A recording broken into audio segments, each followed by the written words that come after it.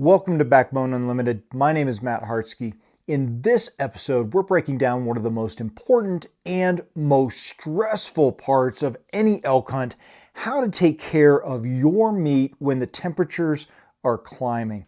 Because here's the truth: killing elk is only half the battle. If you can't cool that meat fast enough, or if you make even one lazy mistake in warm weather, the whole thing can go south fast. I don't care how perfect the shot was, how big the bull is, or how far you packed in. If the meat spoils, the hunt's a failure. And when you're hunting in September heat or even late August in early season units, you don't have hours to figure it out. You have minutes. This is the part of the hunt where there are no redos. You either get it right or you lose everything. Now, I'm not just talking theory here. I've packed out bulls when the temps were in the 80s and 90s. I've made mistakes. I've learned lessons the hard way, and I've found systems that work. So in this episode, we're going to cover everything from immediate after the shot actions to how to quarter and cool quickly, to how to use natural terrain to your advantage, to haul out smart and store smarter, even if you're miles from the truck and the sun's already up. Whether you're a first-time archery hunter heading into early September or a seasoned backcountry grinder who's been burned by warm weather in the past, this episode will give you the tools to keep your meat clean, cool, and coming home. Let's get into it.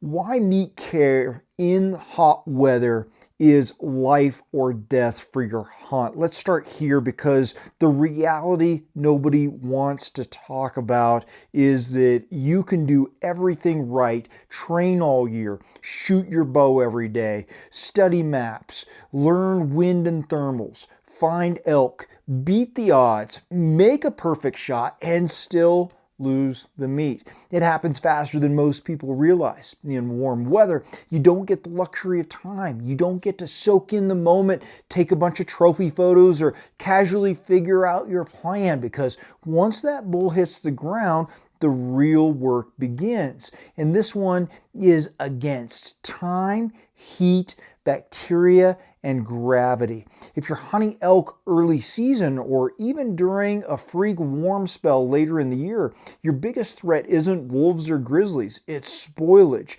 And that's not just a hunting failure, that's waste, that's disrespect, that's a freezer full of nothing after everything you went through to earn that opportunity.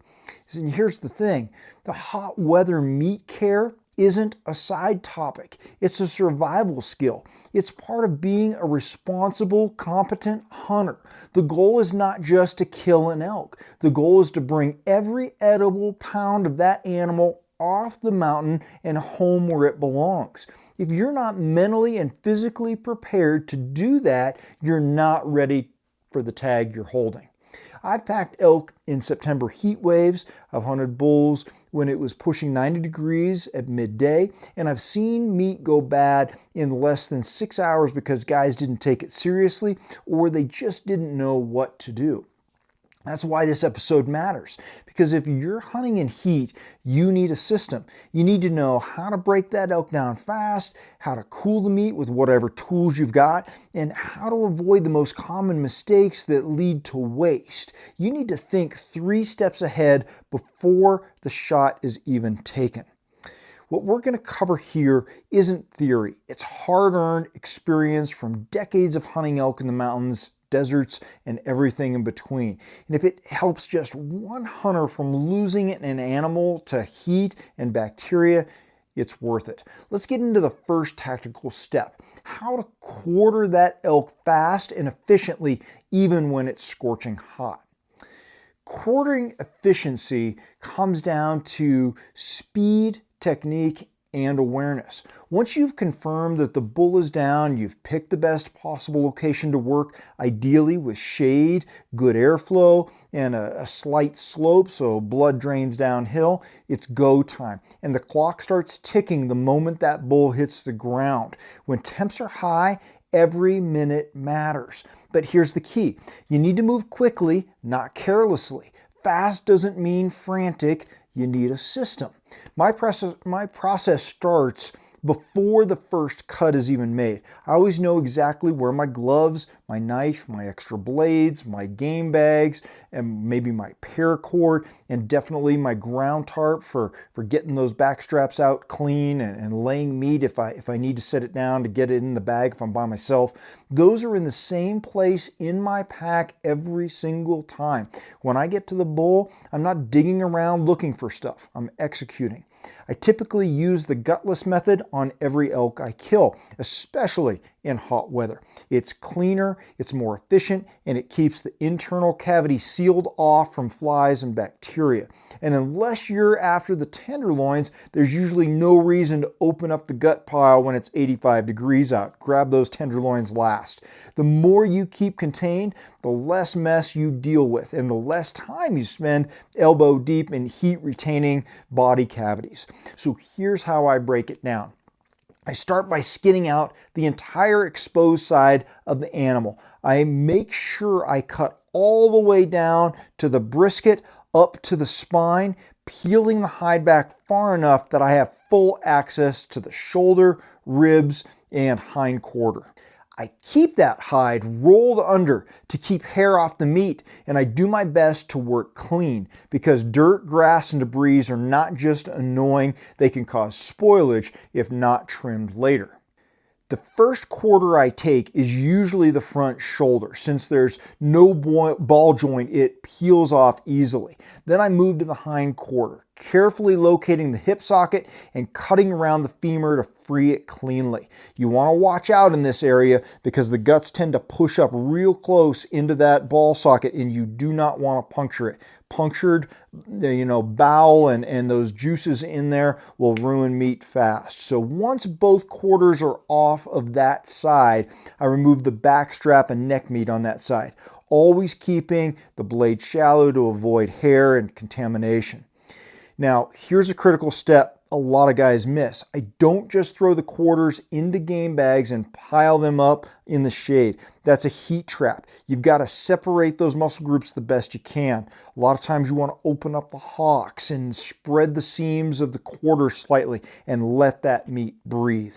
If it's exceptionally hot, I'll even let the meat hang for 10 to 15 minutes or set it out where it can get some good air. That crusting process helps seal in moisture and protect against contamination, but it only works if you have airflow, shade, and the flies aren't terrible. If I'm solo, I'll remove one quarter and immediately take it to a pre-scouted shade spot. I hang it up, step back, and make sure it's not bunched, touching itself, or pressed against the tree bark. Then I go back and repeat the process. I'm constantly rotating, always keeping the meat moving and never leaving it to sit in a pile. If I'm with a partner, one of us keeps cutting while the other rotates meat to shade and starts cooling. Efficiency matters here. This is one of those moments where a well-rehearsed system can save your entire hunt. A full-grown bull elk can yield 200 plus pounds of boned out meat. That's a lot of biomass holding heat, and the faster you get it broken down, the faster that heat can escape. And one more thing here, if you've never practiced quartering before the season, don't wait until a hot day in September to learn. Practice on a deer, watch videos, know your anatomy. The better you are with a knife, the faster your meat is going to cool, and speed is everything when the sun's beating down and there's no margin for air. Once the quarters are off and spaced out, it's time to get them cooling fast. So let's move into how to manage that process effectively. Cooling meat in the field is about immediate action. Once the elk is quartered and the meat is off the body, the clock doesn't stop ticking, it speeds up. The internal heat is still trapped deep in the muscle tissue, and in hot weather, it has nowhere to go unless you actively help it escape. Cooling meat isn't just a step in the process, it's the entire mission now.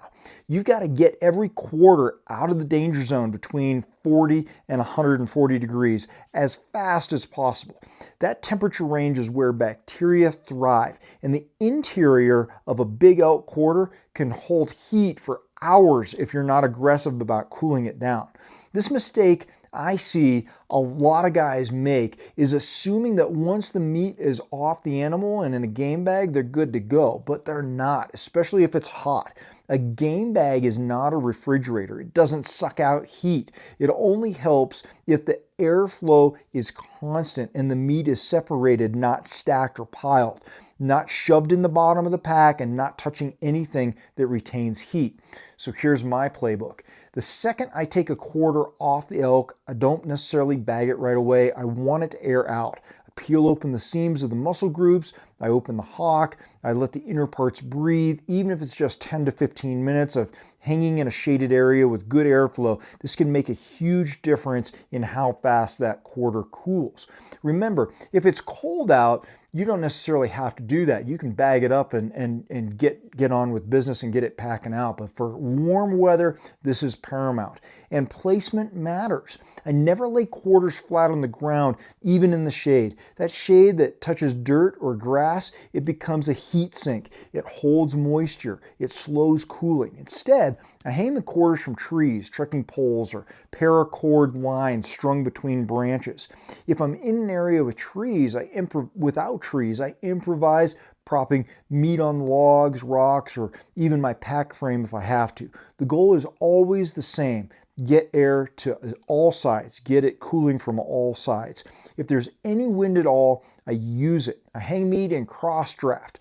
I face the open parts towards the breeze, and if it's dead calm, I create airflow with a piece of gear fanning with my hat or waving a jacket to air moving across the surface just long enough to start that crusting process. That crusting, the dry outer layer that forms after a bit of airflow, is critical. It protects the meat from flies, dust, and bacteria. And once that's formed, then I put the quarter in the breathable game bag. And here's something I've learned the hard way. Don't rush to stuff meat into your pack. If the core is still hot and you seal it up inside a heavy pack and hike 4 miles out, you're basically slow cooking it. I've had hunters tell me they lost quarters on the pack out because they didn't let it cool first. You can't shortcut this. Let it breathe, then carry it. If you're solo and you can't hang it, rotate the meat every 10 to 15 minutes to prevent hot spots while you're doing everything else you need to do with the animal. Set it on a rock, then flip it, then lean it against a log. Keep it moving until it's fully cooled. And don't forget about your game bags. Breathability matters. Synthetic or cotton game bags that allow air to pass through, not just contain the meat, are worth every penny. I personally use high-flow, reusable synthetic game bags that are built for airflow and fly protection. You want bags that wick moisture, shed heat, and can be washed and reused without holding scent. The bottom line here is that once meat is off the bone, your number one job is cooling it as fast and efficiently as you can. No distractions, no excuses. That's the difference between clean, rich elk meat on your table or 200 pounds of wasted effort and heartbreak. Up next, let's get into the topic that, stirs a lot of debate, whether or not you should cool meat in creeks, snow, or water. So let's break it down. Now, can I put meat in a creek or snowbank to cool it down? I get this question a lot.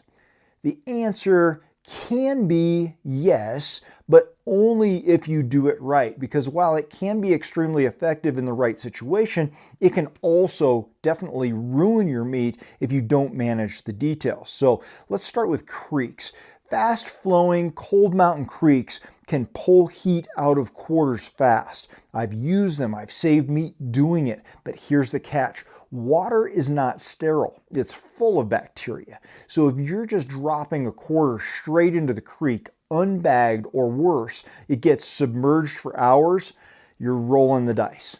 Moisture is the enemy of long-term meat quality. If water gets trapped between the muscle and the bag, or between the seams in the meat even, it creates the perfect environment for spoilage once the temperatures come back up. Even clean-looking water carries microbes that will speed up rot if the meat isn't dried properly afterwards. So, if you're going to use a creek, here's how to do it. Bag the meat in a tight, breathable game bag. Then double bag it with either a clean trash bag or a dry bag. You want to make sure there's no holes whatsoever. Then lay it gently in the creek so water flows around it, not necessarily over it. Use rocks to brace it in place if you need to, and make sure you're checking it every 15 to 20 minutes. You don't need hours in the water. You just need enough to start drawing out that deep muscle heat. Once it's cool, take it out, strip off the outer bag, and immediately hang or lay the meat where it can dry. That step is non-negotiable. If you skip the drying, all that moisture trapped in the bag will turn into a meat souring stew by the time you hit the trail. Let's talk about snowfields. If you're hunting high country in September or October, you might have access to shaded snowbanks. These can be incredible for cooling meat. And if they're used right, the same principle applies. You don't want direct contact between meat and moisture. Snow can melt into the bag and soak into the meat. And just like with creek use, that can spell disaster later.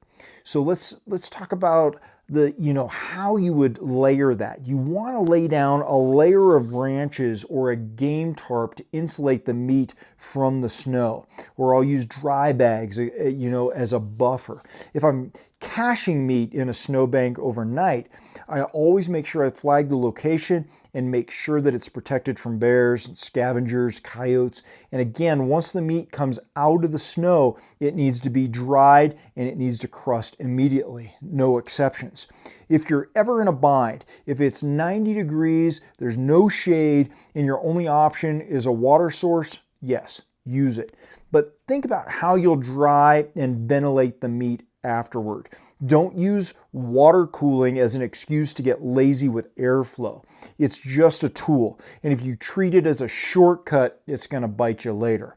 Also, don't leave meat in water overnight. The temperature will usually rise again by morning, the water slows, and you've basically just created a lukewarm bacteria bath. Make sure you cool it, dry it, and hang it where the wind can help work for you. Water can save your meat, but it can also ruin it if you're not intentional and don't understand how to do it. So now, if you don't have water and the temps are high, how do you safely move meat out of the backcountry? Packing out elk meat in the heat requires strategy, gear, and physical readiness. Once the meat is quartered, cooled, and bagged, there's one more brutal step: getting it off the mountain. And in hot weather, this isn't just hard, it can be dangerous for you and the meat. Packing out in 80 or 90 degrees is a test of everything. Your fitness, your hydration, your decision making, your commitment to doing it right by the animal you just took. Let's start with this. Not every elk should be packed out in one trip. I know we love to flex on social about solo packouts, but in the heat, ego is your enemy. A 100-pound load on your back with the sun cooking your pack like a convention oven is a recipe for spoiled meat and heat exhaustion. Don't be that guy. Instead, you need a real plan. You need to decide ahead of time which quarters come out first. Where can I hang or cache the remaining meat in shade or wind? How long will each trip take? Do I have enough water, salt, and energy to pull this off without crashing myself? I almost always prioritize rear quarters and back straps first. Those are the most valuable, heaviest pieces, and they hold heat the longest. If I'm solo and it's roasting out, I may even make 4 trips instead of 2, splitting front and hind quarters to reduce stress on the meat and myself. And while we're talking about stress, don't forget your body. You're not doing that meat any good if you drop from dehydration or heat stroke halfway to the truck. I treat the pack out like an athletic event. I pre-hydrate before the first trip. I keep electrolyte mix on hand, and I pace myself. That means stopping in the shade every 15 to 30 minutes when possible, even if it's just a minute or two to cool off.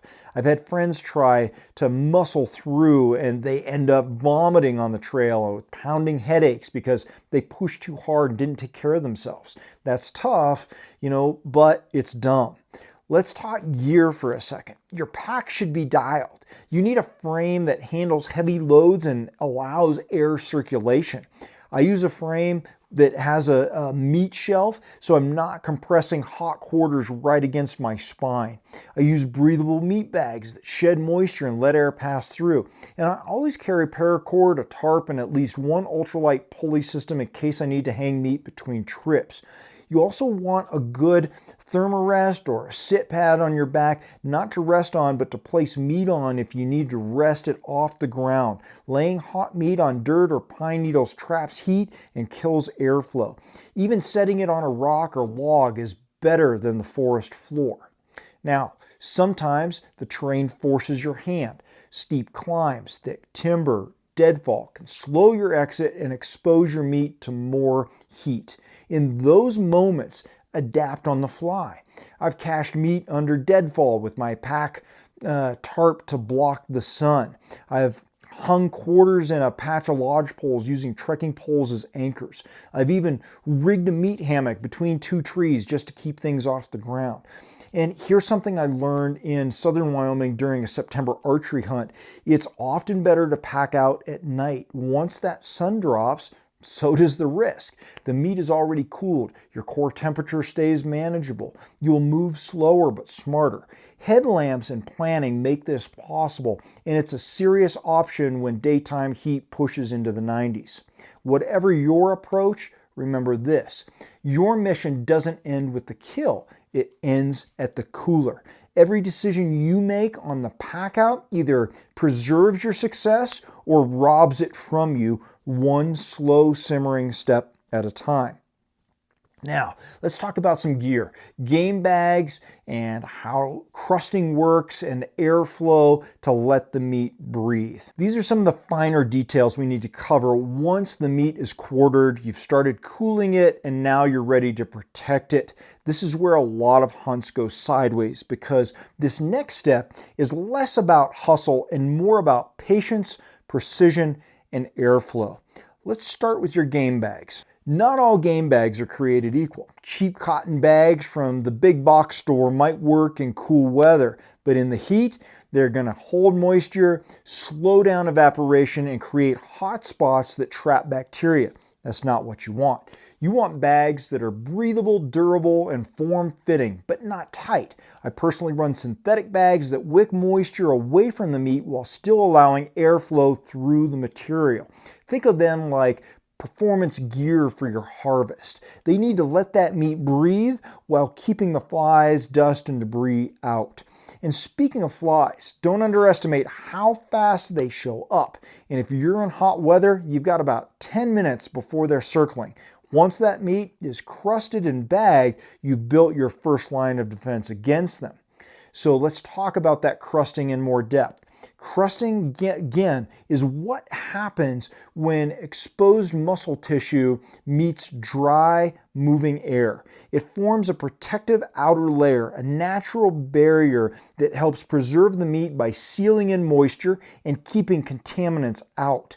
But that only happens if the surface stays dry and the air is flowing. So here's what I do. After I quarter that elk, I would try to hang each piece separately. Peel open the muscle seams, especially at the ball joints and deep tissue pockets. And I make sure every angle is getting hit by the air. Sometimes I'll even rotate the quarters every 10 to 15 minutes during those first few hours when it's hot out to ensure that even crusting. I don't bag anything until I've seen that outer layer start to form.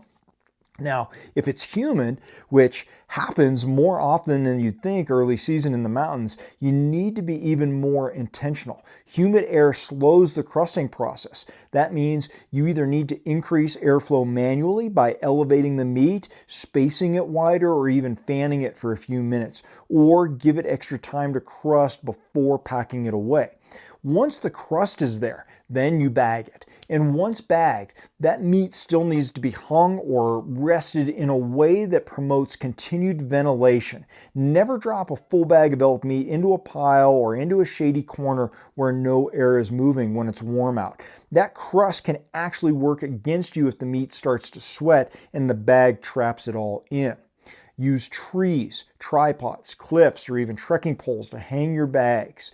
If hanging isn't possible, rest them on clean rocks or logs with space between them. Keep everything off the ground and out of direct sunlight. And never ever seal them in trash bags or dry bags during the day unless you're using them temporarily in a creek and you know what you're doing.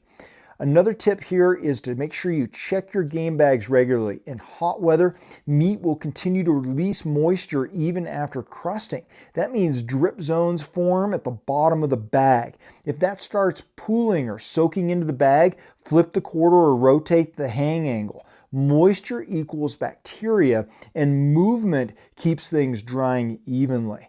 And don't forget scent. Blood, sweat, and meat bags will draw in everything from coyotes to grizzlies. If you're in bear country, keep meat hung at least 10 to 12 feet high and 4 feet away from the trunk, not just to avoid theft, but to keep your meat safe overnight.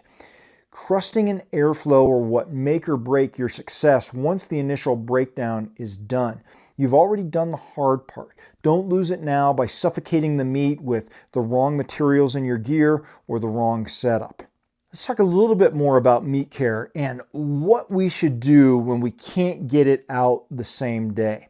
Sometimes, despite your best planning and effort, you just can't get the meat out in one shot or, the same day, even in multiple trips. Maybe you're solo, maybe you're miles in, maybe daylight's fading and your legs are giving out. Whatever the reason, it happens. And when it does, the way you handle that first overnight can make or break the entire outcome of your hunt and getting that meat out. Let's start here. You don't leave meat lying on the ground. Not ever. It traps heat, it blocks airflow, and it exposes it to every insect scavenger and bacterium within range. If you're forced to leave quarters overnight, they need to be elevated, ventilated, and protected. Ideally, you're going to hang them.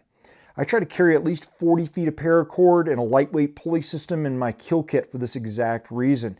If there are trees around, I'll use a bear hang setup to suspend quarters from high branches at least 10 feet off the ground and 4 feet from the trunk. That spacing is critical for keeping bears, coyotes, and birds from easily reaching them. If trees aren't available, say you're in the alpine or steep rock faces, you're going to have to improvise. I've wedged quarters between shaded cliff overhangs, lashed meat bags to trekking poles over rocks, and even used my pack frame to prop meat up in a wind-exposed saddle. The goal stays the same. Keep it cool, keep it dry, and keep off the dirt.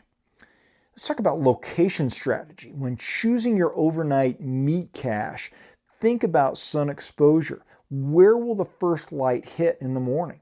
You want to avoid ridges or open slopes where sunrise will start cooking that meat by 7 a.m. Instead, look for north-facing slopes, deep timber pockets, or shaded drainages that hold cool air longer. If you can find a location with natural wind, maybe a saddle that channels air between peaks or a draw that funnels the breeze, that's your ideal spot. You're not just hiding the meat, you're setting it up to keep it cool through the night and into the morning. And if it's buggy, consider wrapping the bags lightly in a cheesecloth or treating the outer layer with a light spritz of citric acid to discourage the blowfly. So if you know ahead of time that might be your situation, you're going to have to prepare for that.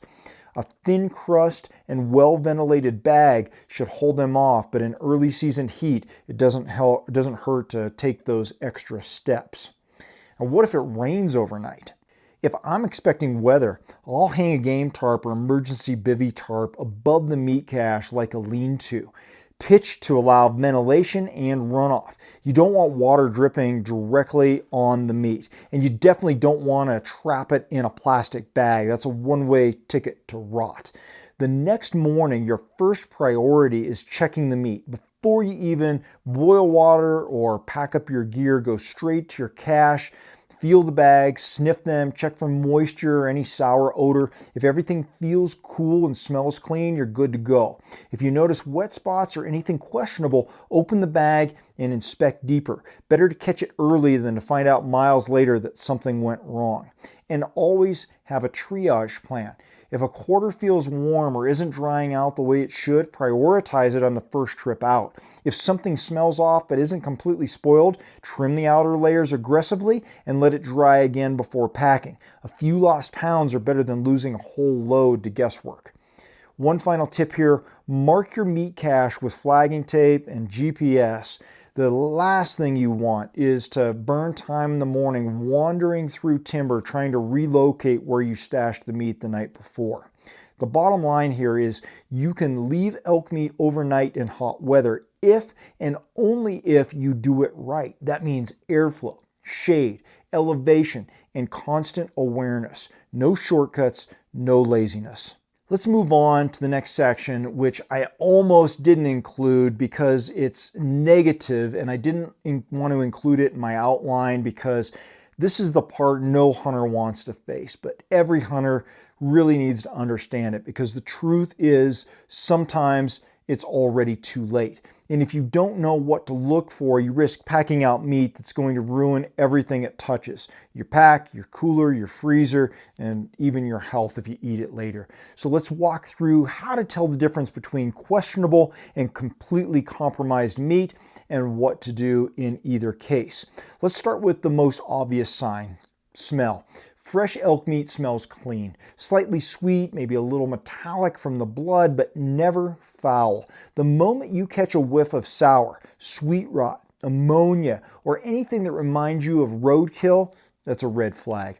And if you're still on the fence, open the bag. Get your nose right to the muscle. If that smell makes you recoil, trust your instincts. Spoiled meat has a distinct, gag-inducing odor that doesn't lie. Next, look at the color and the texture. A good quarter that's been crusted and cooled properly will have a dark burgundy or reddish brown outer layer. That's normal. But if you start seeing gray patches, greenish film, or slimy sheen, especially in the seams or around the bone, that's bacteria. And that meat is breaking down and fast. The texture should be firm and slightly tacky, not wet or slippery. Sliminess is a giveaway that bacteria has started multiplying, especially if it feels warm to the touch deep in the quarter. Another overlooked sign is gas bubbles. If you open up a game bag and there's a puff of air or a bloated feel to the bag, you may be dealing with anaerobic bacterial buildup. That's not only spoilage, it can be dangerous. And while we're on that topic, spoiled meat can carry serious pathogens. If you eat it, you're not just risking an upset stomach, you're risking full-on foodborne illness that can land you in the hospital. So don't mess around trying to cook it longer or cut out just the bad parts if it's truly gone. Now, there's a difference between salvageable surface issues and full spoilage. If a quarter has a small area that got wet and turned slightly off, maybe where it contacted the ground or was wrapped too tightly, you can sometimes salvage it by trimming deep into clean, cool tissue. But that's a judgment call. If the meat under the surface smells right, feels firm, and shows no signs of discoloration or gas, go ahead and salvage what you can. But if the spoilage is wide, if the rot reaches deep, the smell is overwhelming, or the meat feels warm and soft inside, you've got to call it. You don't get points for packing it out, tainted. You just risk everything else you worked for. And if you're unsure, if you're stuck between maybe it's fine and maybe it's not, here's my rule. If I wouldn't feed it to my kids, I'm not putting it in my pack or into the cooler. It hurts, it's humbling, and it should be.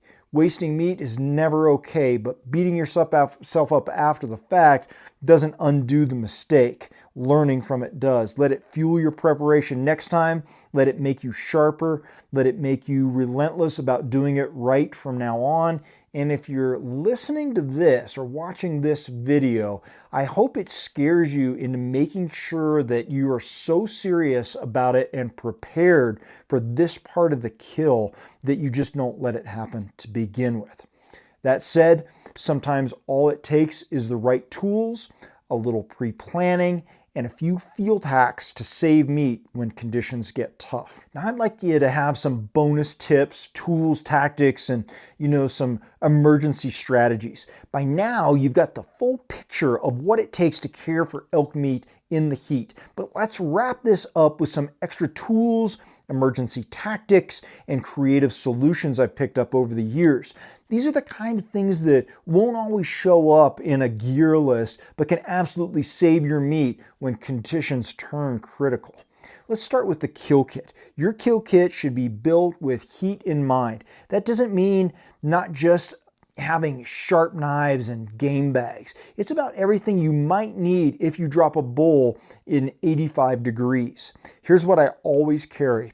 40 to 50 feet of paracord to hang quarters even when trees aren't ideal.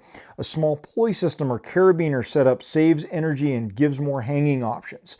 A lightweight tarp can shade meat, protect from rain, or create airflow channels. A mesh laundry bag or ultralight mesh sack helps dry smaller cuts like trim or back straps.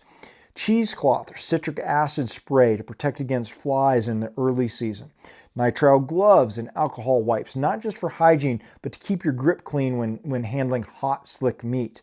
Flagging tape to mark your meat cache in the dark or for return trips in addition to your GPS locations. A backup knife blade or two, and a micro cloth or towel to make sure you can clean tools in your hands. Let's talk some cooling tricks.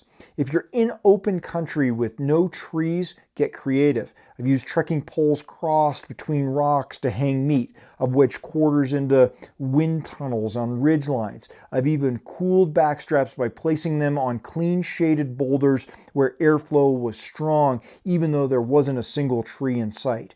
In extreme heat, I've done full packouts after dark or pre-dawn. A headlamp and a full moon can be your best friends. Not only does night hiking reduce strain on you, but it can also preserve meat that would spoil under direct sun. It's slower, but if it saves you 100 pounds of meat, it's worth it. Elevation is another overlooked trick. If you're near a steep cut or canyon, cold air pools in low points. Hanging meat just 30 to 40 feet lower than your kill site can buy you several degrees of cooling, sometimes enough to make the difference. And here's something that I never skip in warm weather. Leave your cooler prepped at the truck. I freeze jugs of water and lay them in the bottom of a large cooler before every trip. If I know it's going to be a hot pack out, I'll throw a moving blanket over the cooler and park in the shade and make sure there's ice still solid in there when I get back.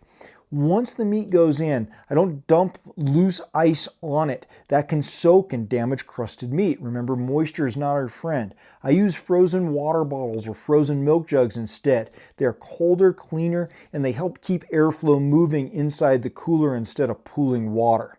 And last but not least, let's talk about mental flexibility here. I've seen guys get so locked into the plan that they ignore what the mountain is telling them.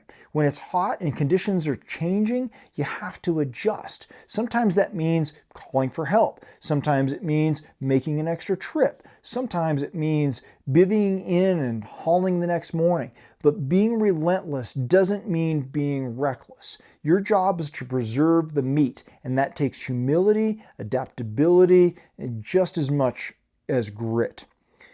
These little things, the extra tools, the plan Bs, the willingness to improvise, that's what separates the hunters who consistently bring home clean, quality meat from those who lose it all in one bad decision.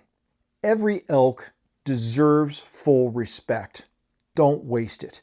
We've covered the tactics, we've talked gear, timing, temperature, technique, but let's zoom out for a second because this whole conversation comes down to one thing: respect. Respect for the animal, respect for the land, and respect for the opportunity. When an elk goes down, your job doesn't end, it begins. You've taken a life cleanly, intentionally, and with purpose. And that responsibility doesn't stop with a punch tag or a hero shot.